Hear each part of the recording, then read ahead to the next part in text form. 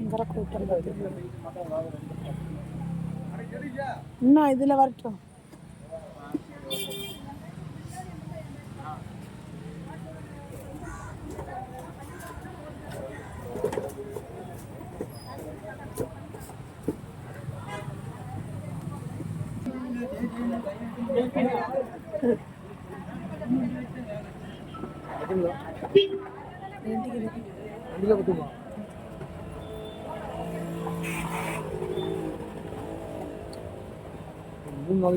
ஆகும்.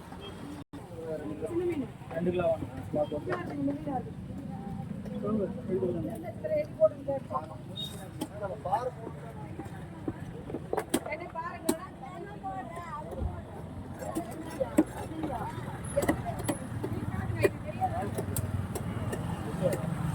ஐடு வந்தா